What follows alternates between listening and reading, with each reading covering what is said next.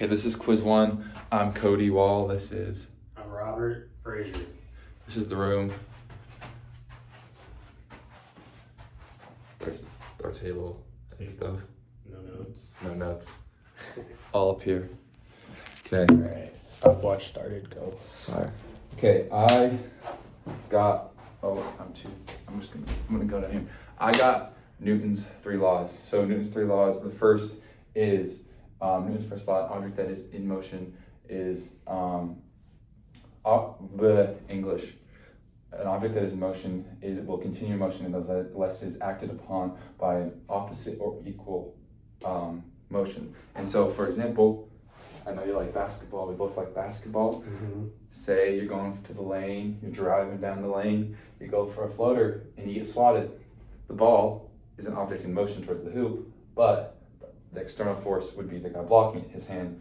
If the guy didn't block it with the external force, the ball would continue towards the hoop, but it changes direction by the external force. Mm-hmm. The second law is force equals mass times acceleration. So, I just turned the lights off.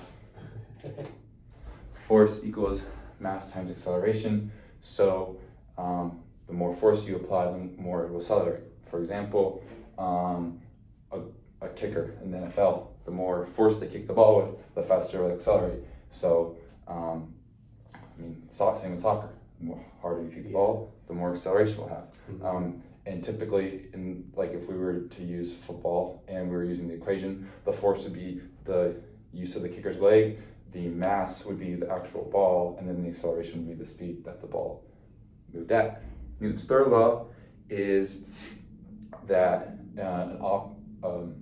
a force has an equal or opposite reaction. So this is where we get the ground reaction force. So for the example that we're most commonly used in this is running. So when we're running, our foot hits the ground and there's an opposite and equal reaction from the ground that accelerates force back into our foot, which is how we run and how force is produced in our legs. And so we talked about this in class last week, sand, where if you're running in sand, it's a lot harder to run because you're not getting a full contact with the ground, where on the track it's a lot easier.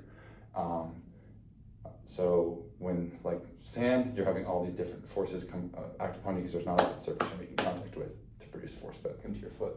Does that make sense? It does make sense. Got any questions? I do have some questions.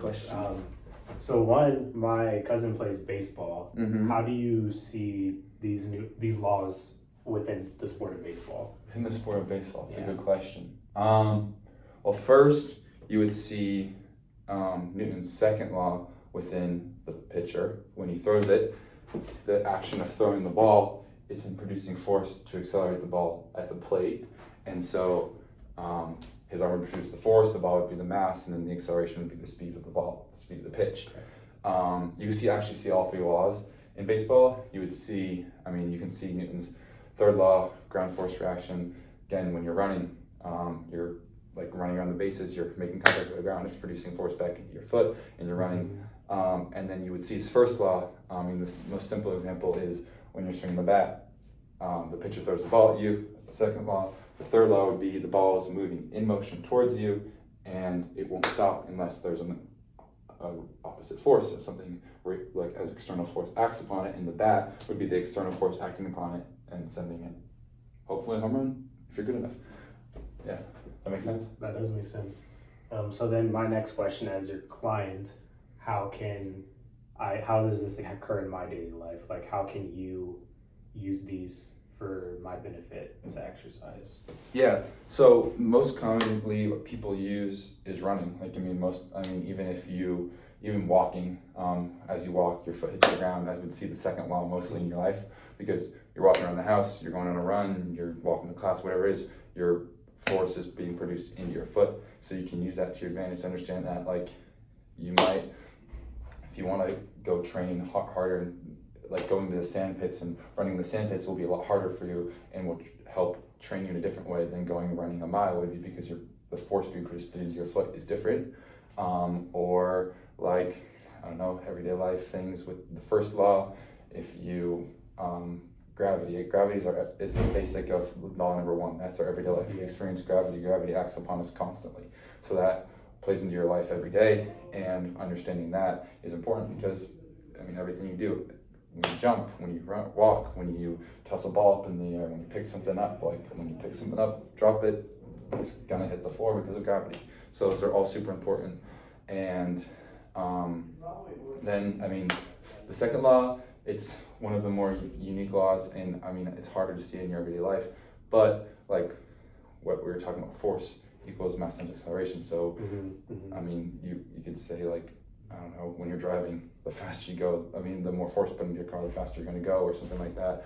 I'm not totally sure about the second law, but like anything where you're putting force into something, there's gonna come acceleration out of it. And so, yeah. Cool, bro. All right. Well, then I'll be switching Thank to you. the instructor. He'll be the client. So, what I have for you is explaining the difference between shoulder ABNA deduction versus shoulder horizontal ABNA deduction. And so, what shoulder just regular ABNA deduction is your arm lifting on its side this way, and then it's in the frontal plane, and it's in the sagittal axis of rotation. And so it's just this motion right here. This, when you lift it from your body outwards, this would be a abduction, and then when you lower it back down, it'd be a deduction because you're adding it back to the midline. And so horizontal abduction is your shoulder is already in this, but then you're moving it across your chest. And so this would be in the transverse plane instead of the frontal plane. And so when you move it towards here, a deduction, horizontal a deduction. When you move it back, a abduction. Regular life, real life examples of this. Gym weightlifting is a great example. So a good exercise to train just regular shoulder a deduction would be lateral raises. This is the most common one. And so yeah, you raise these and it hits your deltoid. For your horizontal AB and A deduction, then you can have some chest flies. Okay. And then if you want to train your posterior side, you can do reverse flies. So you would do here, like you're sitting in a machine and you would Do this, yeah. go there. And so chest flies would hit your pec major, and horizontal, if you do it reverse, it would hit your posterior delt. And so it matters, understanding the difference between regular AB and A deduction at the shoulder and horizontal AB and A deduction at the shoulder is important because if you want to train something, then you got to know what plane it is in, and you got to know what muscles are being used.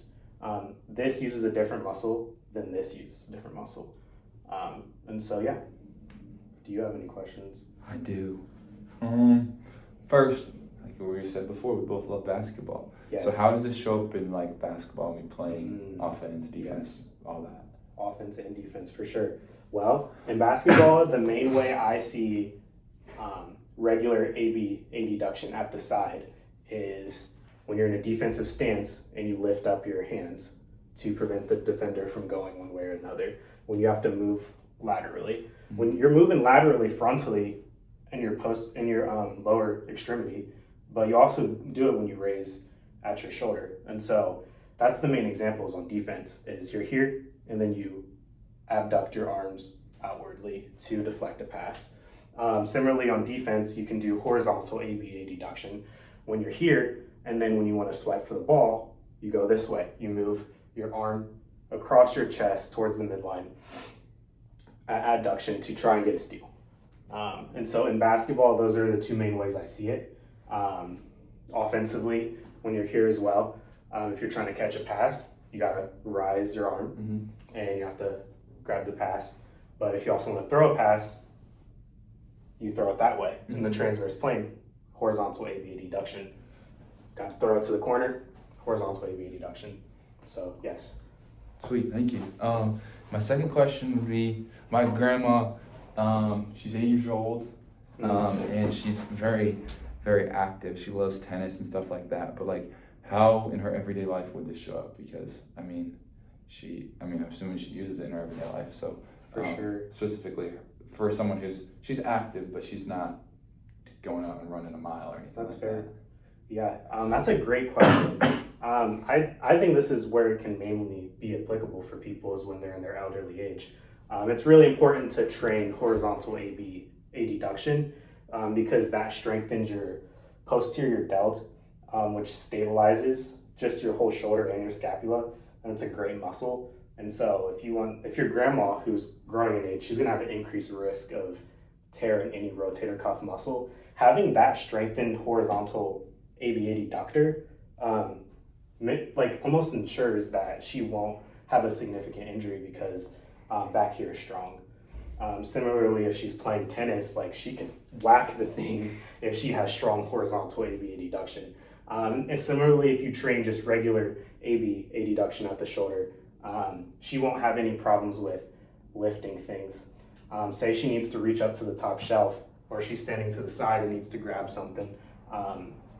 Just making sure she has that full range of motion in that frontal plane is really important for her to just maintain a good quality of life. And so, especially if she is active and plays tennis, training in both of those planes and both of those different movements is essential for stability and just quality of life in terms of range of motion, is what I would say. So, yeah, cool. Thank you. Thank you.